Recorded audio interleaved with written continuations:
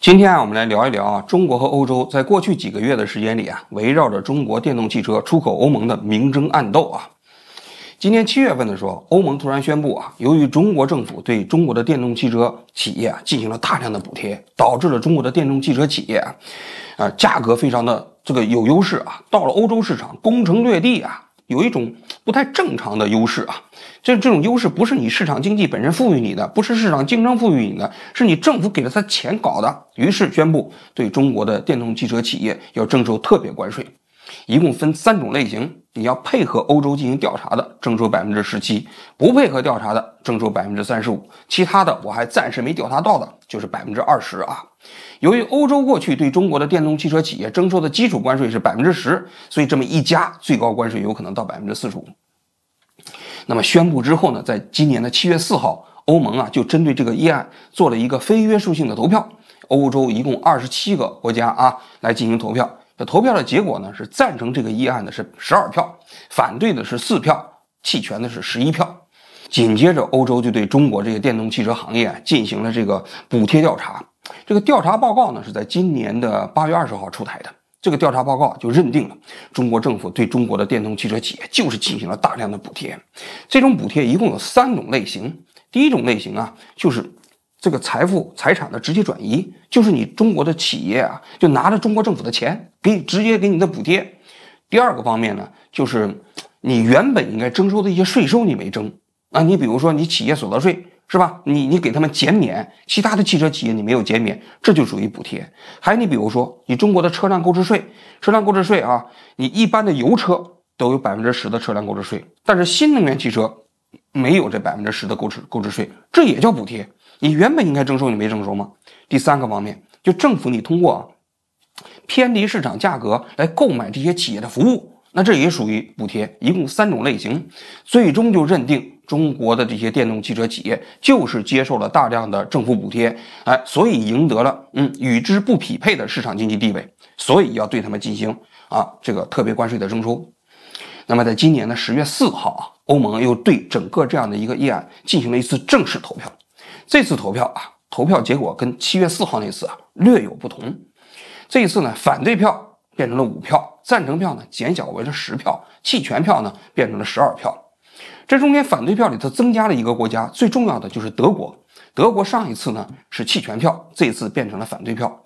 据说德国的总理还动用了一项叫政策执行的这么一个权利，他直接把上次的弃权票改成了反对票那么那个弃权票里头呢，过去的西班牙是反对票那么现在呢变成了一个弃权票那总体来讲大差不差。因为按照欧盟来讲你通过这个议案需要15个国家赞成，达到人口的 65%， 所以这个门槛还是非常高的那你现在反对票一共只有5票嘛，反对票的人口中间只有 20% 嘛，所以总体来讲跟上次结果没有太大区别。但是赞成的也没达到15票也没达到 65% 的人口数所以这个结果就要交给欧盟的一个专门委员会，在今年的10月30号来做裁决。如果裁决这样的一个关税继续执行的话，将于11月1号正式实施，这个实施的期限是5年。一般来说市场上普遍预期这个10月30号的这样的一个裁决委员会不会有太大的变化。所以就是这样的一个中欧之间的围绕电动汽车关税问题的这一个争夺中方现在好像似乎是没有达到目的A majority of EU member states agreed Friday to impose tariffs of up to 45% on imports of Chinese-made electric vehicles. The Commission had proposed final duties for the next 5 years. EU sources said 10 members supported tariffs in Friday's vote, with 5 against and 12 abstentions. It would have taken opposition from a qualified majority of 15 EU member states to block the proposal. Sources said Germany, a major car producer, voted against.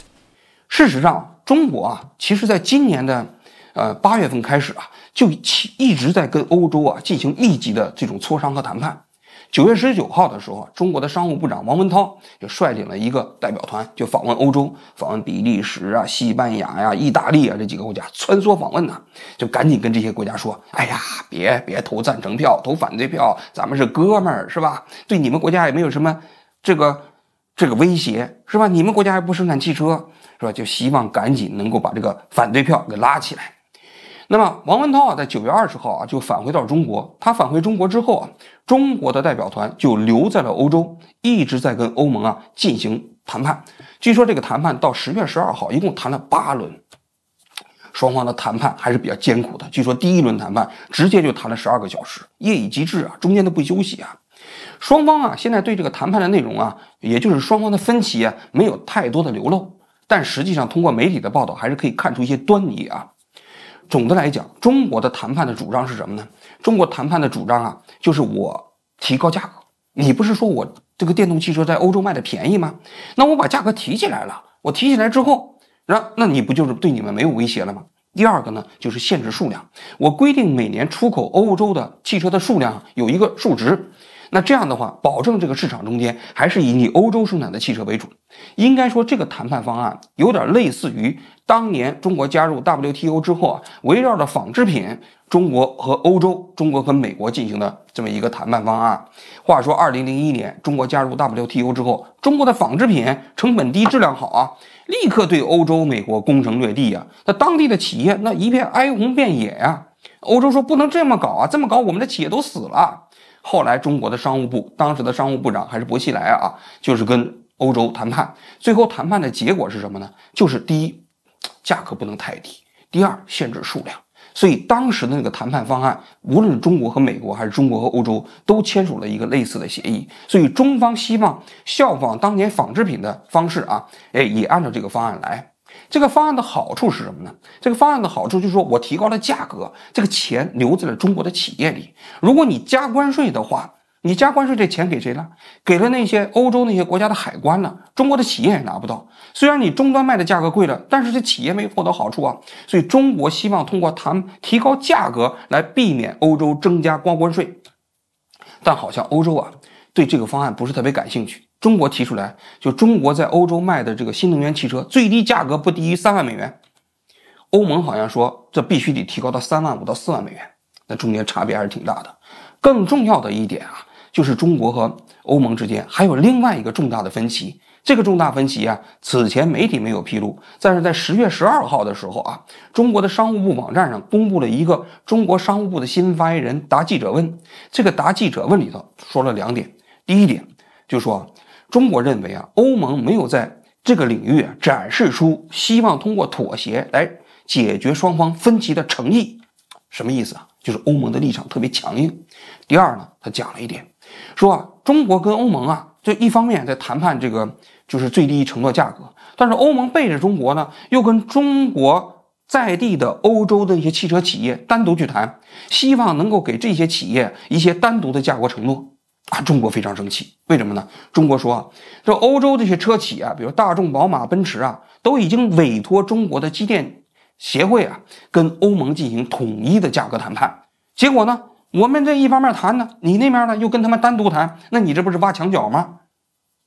所以中国非常愤怒，说这个不应该，你这么做，你伤害了双方的互信呢和谈判的基础啊。但中国的这个算盘是什么？你大众汽车在中国生产。现在大众汽车如果卖回到欧洲去，也要增加这个高关税嘛？那我中国只要拿住这个大众汽车、宝马汽车、奔驰汽车，那你欧洲如果要是制裁我，那你自己的企业那不也要受到伤害吗？那如果我是拉住这些大众汽车的这样的车企的话，那我就可以跟欧洲谈一个相对优惠的条件，这是中国的谈判的算盘啊。所以欧洲绕开中国跟这些企业单独谈判，那对中国来说那是万万不能接受的。所以10月12号的时候，中国就不谈了，就直接从欧洲回来了啊。那话说啊，欧盟为什么要分化瓦解呢？其实这里头也有非常重要的一个背景和原因，大家可以看一下。这一轮的谈判过程中间，法国和德国的立场就是泾渭分明。因为法国就是带着荷兰呐、意大利啊投的赞成票嘛，就是要对中国增加高关税嘛。但德国投了反对票。德国和法国是欧洲最重要的2个国家，但这2个国家为什么对中国的电动汽车加关税啊？这个态度如此泾渭分明呢？我觉得这道理啊有2点。第一点啊，德国汽车工业对德国来说举足轻重啊，整个 GDP 一年呢5000亿来自于汽车产业，就业人口82万，也是欧洲最强的汽车大国。那么德国的汽车工业里头啊，在中国也非常重要，因为很早就在中国布局生产了嘛，所以德国每年在中国销售汽车370万辆，这370万的汽车里头，大部分都是德国在华的企业生产的，而且在全球范围内啊，德国汽车企业的收入中间有1/3来自于中国市场。那你可见，德国的企业在中国那市场利益大了去了啊。但是法国呢？法国的雪铁龙汽车现在已经命若游丝了啊，这个已经苟延残喘了，在中国汽车市场上已经完全可以忽略不计了。所以法国相对来讲没有那么大的顾忌，在汽车行业啊。第二个方面，你从德国和法国对中国的贸易数额上来讲看也不一样。德国跟中国的贸易总额一年现在是2500亿欧啊，那法国呢是780亿欧，德国大概是法国的3倍。那么德国对中国的贸易顺差一年有500亿欧，那么法国对中国的贸易顺差一年只有50亿欧，差了10倍。所以德国在整个对中国的贸易中啊，在整个德国贸易里中的占比是8.7%，相当重要啊。那法国呢，对中国的贸易总额中间占它整个外贸总额中间只占3%，那依存度差别大了。所以呢，相对来说，法国可以提这个赞成票，德国呢投了反对票。但是现在，如果欧洲啊，要是把这个德国在华的车企单独搞一个这样的一个价格承诺，撇开整个中国的谈判规则框架外，那不就等于拉住了德国了吗？所以你德国别着急，是吧？我们知道，你们是咱们自己人，咱们对你们在中国生产的企业的汽车，咱们单独搞一个关税，既不妨碍你，让你的汽车在欧洲可以卖便宜价，但是咱们对比亚迪，对这些中国企业，咱们狠狠的收高关税，这不就是一举两得吗？所以他这个措施啊，其实他算盘是把德国拉住，同时又惩罚住中国的本土企业，这就是整个欧盟谈判的策略啊。那么这个问题啊，紧接下来就是了，那么欧洲的这个谈判策略本身是不是合理，也包括整个欧洲和中国这个谈判的未来的前景又如何呢？我们接下来讲啊。首先啊，其实在整个欧盟跟中国谈判的过程中，这中间有一个角色我们要讲一下，就是特斯拉。特斯拉呢，一开始欧盟啊就说你特斯拉当时我没调查你，我给你的关税水平就是其他就是20%。特斯拉说，别，我是美国企业呀，那你别对我把当中国企业对待啊！我赶紧给你一个报表，说你看我们根本没有拿到中国政府那么多补贴，我们是拿了一些，但是没有那么多，提供了一个几百页的报告给欧盟。欧盟一审查之后，确实特斯拉拿了，但是拿的不多，于是就把特斯拉的关税呢从20%降到了9%，现在又降到了7.8%。所以欧盟的策略，你看特斯拉可以这么搞，那我其他这些企业为什么不能也这么搞呢？所以他的逻辑是，你拿中国政府的补贴拿了多少，我根据这个我来给你不同的关税地位。所以这是他的逻辑似乎是讲得通的啊。但实际上更本质的原因是什么？更本质的原因还是中国的电动汽车企业的快速崛起对欧洲市场的巨大冲击。话说啊，8月20号，欧盟的这个报告里头就讲啊，如果在未来的这个5年的窗口期里啊，不对中国的电动汽车企业进行关税这个限制的话，那么中国的电动汽车啊，将会对欧洲市场构成即时而实质的伤害。现在欧洲每卖出5辆电动汽车，就有1辆是中国的，应该说这个速度发展是非常快的啊。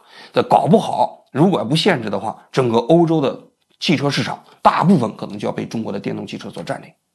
所以啊，我今天就要讲，我过去不是讲过吗？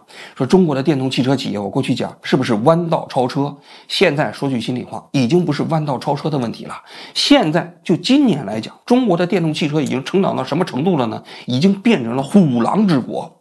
大家还记得吗？春秋战国时期啊，7国战国7雄，中国的电动汽车行业现在就是大秦帝国即将面对山东6国啊。美国相当于现在就是楚国，而欧洲这几个国家就是韩赵魏。为什么这么讲？大家来可以看一下数字啊。这数字，今年的全球的电动汽车数量估计是一共要卖出1700万辆。那中国一共要生产多少辆汽车呢？是1150万辆电动汽车。占据了全球电动汽车将近70%的份额。你想想，这个数字是一骑绝尘呢，遥遥领先呢，是吧？这是一个方面的数字啊。第二个方面就是中国的电动汽车啊，已经有60%左右啊，它已经低于同档次的内燃汽车了。就是说电动汽车便宜，普遍比这个燃油汽车便宜。为什么中国现在电动汽车卖的这么好？就是因为便宜啊！比亚迪的海鸥卖7、8万块钱啊，这7、8万块钱的汽车啊，那跟你过去的10几万的这个燃油汽车的比起来差不多啊，甚至比那还好啊。所以这是一个非常重要的指标。紧接着我们再看一些更细分的数字啊，比如说这个比亚迪，比亚迪今年的销售目标是400万台，就是全年啊。那么现在1到5月份的时候，它卖了120万台。到了9月份的时候呢，就已经达到了270万台。那么9月份比亚迪卖出了多少辆电动汽车呢？一共卖了是41万辆。它跟上个月相比啊，每个月的单月增幅、销售增幅都在30%以上，这个数字是非常恐怖的啊。所以我个人觉得，它全年完成400万台，应该说是没有悬念。更可怕的还有一个数字啊，就比亚迪的毛利润啊，它在2023年的时候已经正式超过了特斯拉。因为过去我们做节目也讲过啊，就是比亚迪啊，虽然说销量上来了，但是不怎么赚钱啊。那么特斯拉呢，它的这个毛利率曾经是比亚迪的10倍，比亚迪卖一辆汽车只赚8000块钱，那特斯拉赚8万，但是现在颠倒过来了，特斯拉一辆汽车的毛利率只有17%，但是比亚迪有20%，整整比特斯拉高了5个百分点。而且这特斯拉的17%里头啊，还有12%来源于政府的税收补贴。如果把这个剔除，特斯拉的纯利净利只有5%，那这是一个非常重要的指标，因为毛利率高，那就说明人企业进入到良性循环了嘛，对吧？我多卖，我就多赚钱呀。你那亏损企业的话，你那个汽车卖的多，你亏的多呀。所以现在比亚迪应该说已经全面超越了特斯拉。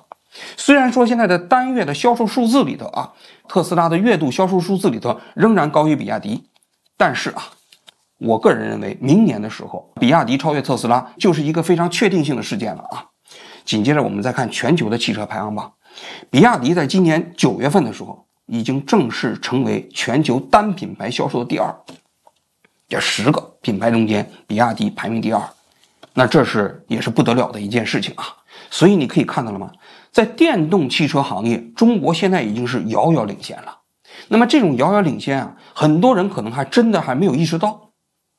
那么为什么中国的电动汽车可以做到遥遥领先？我在这里还是可以稍微讲几句啊。因为电动汽车啊，确实这个行业是来源于整个中国政府的布局。我过去节目里头讲过啊，那习近平刚上台的时候搞了中国制造2025，10个行业政府加大力度啊。那应该说电动汽车这个行业，中国政府已经布局了20年。在最早的时候啊，这个电动汽车大家都知道啊，这里头最核心的技术是什么呢？是动力电池。这个动力电池啊，中国过去实际上这个是完全没有自己的生产能力啊。在2000年的时候啊，全球的这个锂电池行业哪个是国家遥遥领先呢？是日本呐。日本的索尼和松下占领全球啊，这锂电池份额的93%。后来韩国开始迎头赶上，到了2010年的时候啊，韩国的市场份额追到了39%，但基本上呢是一股独大，变成了双雄争霸啊，全球市场上就是日本和韩国。那么2010年之后呢，就中国开始进入到电动汽车的发展的快车道，因为中国政府啊就开始在国内开始搞补贴，就要求啊或者是推广啊，每年增加10个城市，一个城市呢买1000辆电动车，政府给补贴嘛。你比如说很多城市的出租车啊、公交车啊，就是电动汽车搞的。那个时候的电动汽车没有什么经济性，很贵，比燃油汽车贵，然后那个汽车本身呢又不稳定，所以单纯就是靠政府的补贴来推动。Although there's competitors now ramping up, and as you're familiar with BYD, which is also on the West Coast, I think they're ramping up production of their electric vehicles. Warren Buffett owns 10% stake in that. Why do you laugh? BYD is trying to compete. Why do you laugh? Have you seen their car? I have seen their cars, yes. In fact, at the Berkshire Hathaway meeting, I saw their cars. Yeah. Well, they are on a different... Tell me why you're laughing. You don't see them at all as a competitor? No. Why is that? I mean, they offer a lower price point. I don't think they have a great product. 那么于是呢，中国的电动汽车就发展进入到快车道了，需要大量的电池啊。这个时候，韩国就带着他自己的3元电池技术啊，就到中国开始设厂。那么当时啊，由于韩国的技术比较成熟啊，质量又比较稳定，所以他们当时卖的价格啊，要远远低于中国的电池企业。据说他们当时卖的价格呢是1块钱1千瓦时啊，而中国的那个企业呢，差不多就2.5到3，也就是中国的动力电池企业，他们的价格是韩国动力电池企业的2.5倍到3倍。那你想是怎么竞争啊？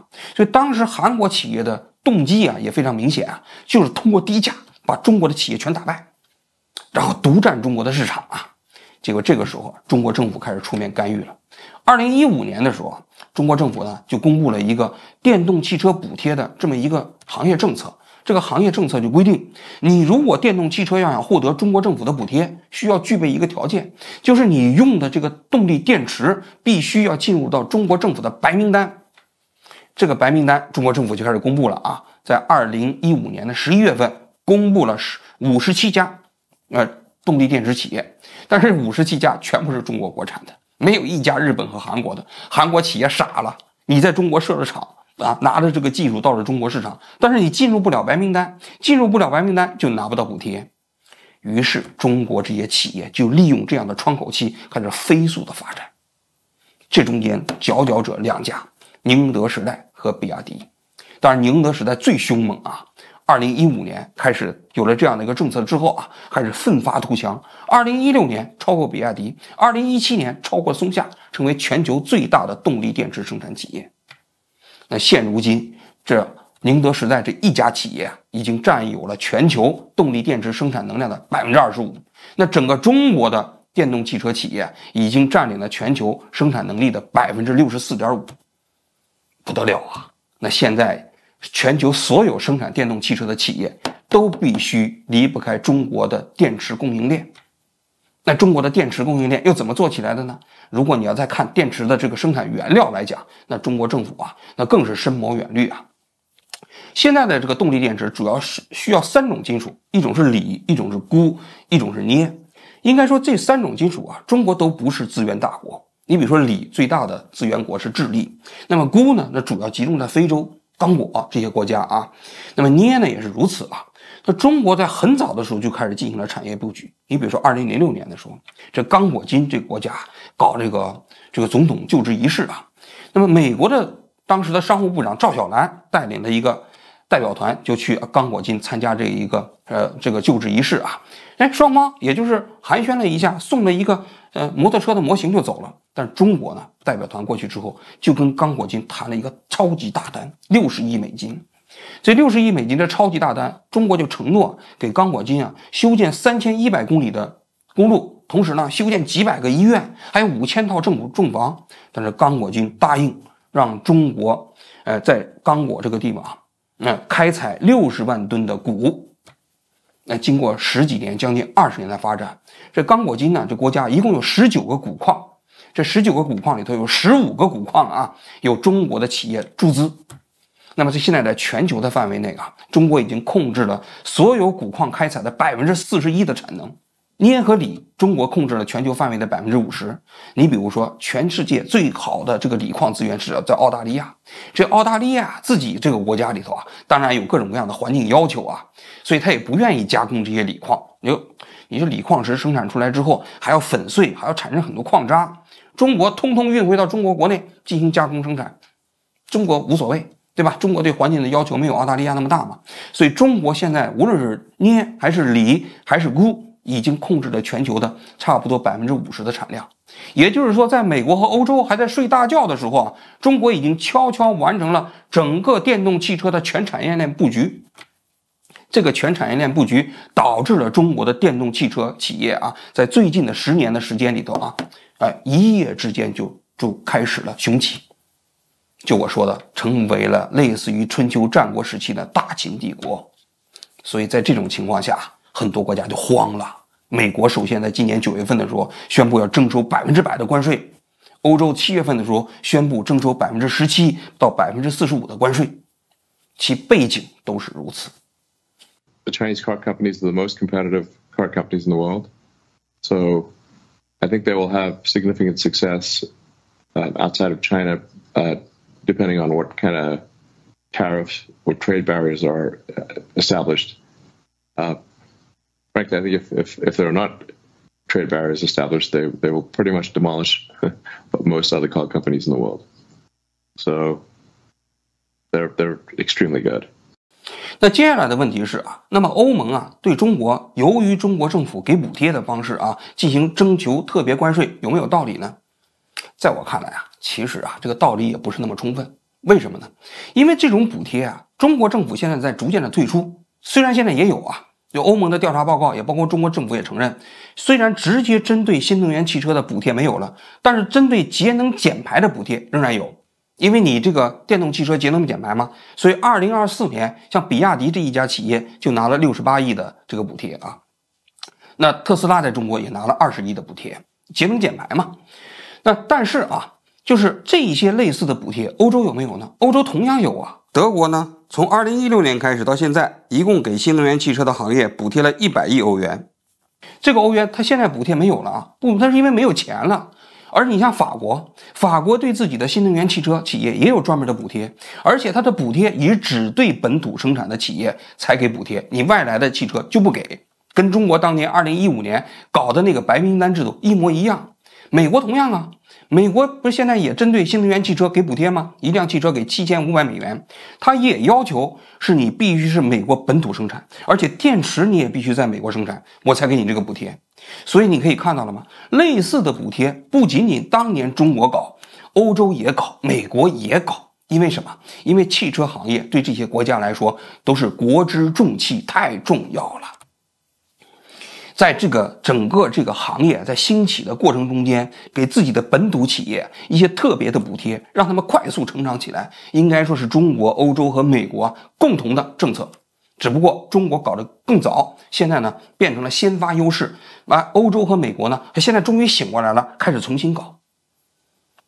但是啊，应该说啊，就现在美国和欧洲虽然醒悟过来了啊，但是对中国的这个新能源汽车行业来讲啊，能不能遏制，在我看来效果不大。为什么效果不大？就是中国现在积累的行业优势实在是太大了。大家可以看一下，比亚迪的海鸥在中国就卖8万块钱人民币，也就是1万欧左右，但是到了欧洲呢，卖3万多欧元。你就算加45%的关税，你其实这个价格优势你能弥补吗？弥补不了。在我看来，你就是加到50%到100%都不一定能弥补。就是中国现在由于控制了整个电动汽车的全产业链，所以它所拥有的价格优势啊，现在是美国和欧洲完全没法比拟的。所以啊，欧洲的这个报告里面就说了，自己也承认，如果不能对中国的这个汽车行业进行这种有效的遏制的话，真的会对欧洲构成实质而即时的伤害。而中国呢，现在还采取了一些其他的措施，比如说谈判过程中，最近对法国的白兰地开始征收关税。什么意思啊？你法国不是挑头要跟中国投反对票吗？那我就要收拾你。所以3亿欧元的这个法国的白兰地马上征收39%的关税，保证金如果要是关税通过了之后全部没收，那就是要打击法国。同时呢，中国又架起了其他的措施，说要对来自于欧洲的大排量汽车进行反倾销调查，同时对于欧洲的猪肉乳制品我进行反倾销的调查。那针对的是谁？针对的是丹麦呀，就是这些国家呀，因为这些国家也跟在法国的后面来投反对票嘛。所以中国现在跟欧洲之间围绕着电动汽车的冲突啊，很可能演变成一场贸易战。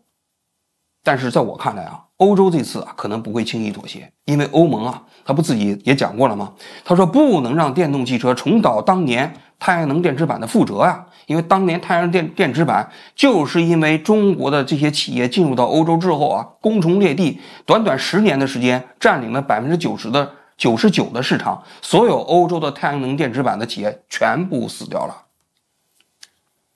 太阳能电池板还算是一个新兴行业，但如果汽车行业，欧洲的汽车行业如果要是死掉的话，那将整个欧洲的繁荣都有可能不复存在。所以欧盟这次啊，可能是铁了心了，要跟中国打一场这个汽车行业的保卫战。但是啊，就是这场保卫战能不能保住欧洲的汽车行业，在我看来，不仅仅取决于关税，取决于欧洲这些汽车企业能不能现在立即奋发图强，赶紧奋起直追，否则的话啊，就算是45%的关税，也难挡中国现在电动汽车企业这些虎狼之势。所以啊，未来啊，中国跟欧盟之间围绕这个电动汽车行业所展开的冲突啊和竞争啊，应该还会是非常非常的激烈。那么我们也会继续的拭目以待啊。好了，我今天就讲到这里，谢谢大家。A majority of EU member states agreed Friday to impose tariffs of up to 45% on imports of Chinese-made electric vehicles. This is a difficult time because there is a contraction of the European market and a very strong Chinese competition, and I think we need them at this time in order to protect ourselves and be at a level playing field.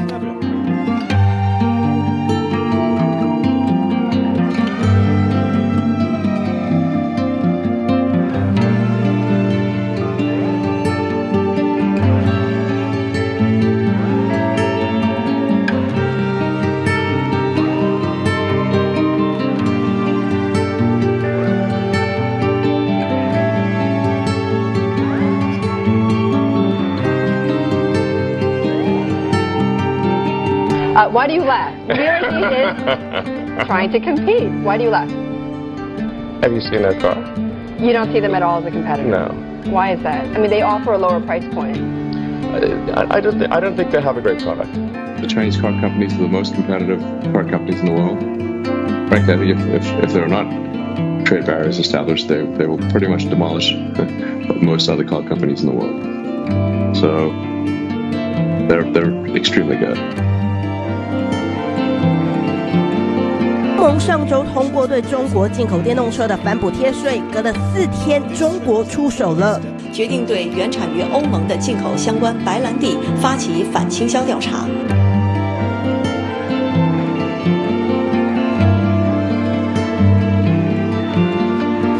现在我提议，为法兰西共和国繁荣昌盛、人民幸福，为中法两国和两国人民友谊万古长青，为马克龙总统和夫人及在座各位朋友的健康干杯！